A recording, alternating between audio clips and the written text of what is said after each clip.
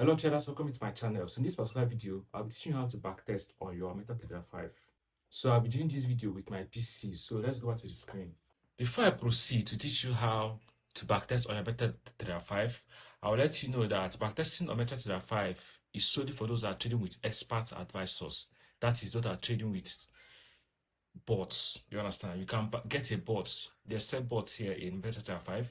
You can get a bot for yourself, and then before you start using that bot, it's very important that you backtest it so you can see what the bot can actually perform before you can start using it on your chart. You understand? Before you can start using it on your real account.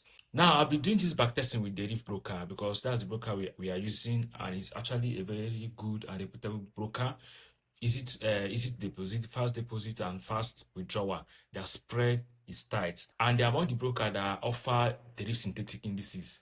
So if you want to check out Deriv synthetic indices, you want to check out synthetic indices and see if it can actually align well with your own trading strategy, then sign up with Deriv Broker. The link to sign up with Deriv Broker is in the description. Now let's continue with the business of today. Now once you open your app, which looks exactly like this, then go to the particular place where they wrote view. If you click on view, then scroll down to the particular place where they wrote strategy tester, then open it. Once you open the strategy tester, you can see so many strategy tester we have here. You can see we have the single, the indicator, the visualizer, the stress delays, the complete optimization, genetic optimization, forward, market scanner, market calculations, and all of them. So if you want to check out your bots with anyone, let's say I want to go for the single, then this form will come out for you to fill. Now at first they'll ask you experts, they want to know the type of indicator you are using. They have in expert we have the moving average X5. Do you understand? Now you can go ahead and choose the one we want. Let's move it at moving average. The next one is symbol. We already have Euro USD here, so let's leave it like that. Now we have time frame. You can increase the time frame to 1 hour to 5 minutes. But I think most bots actually trade in lower time frame, like 5 minutes or 1 minute. So let's leave it there. The next one now is the date.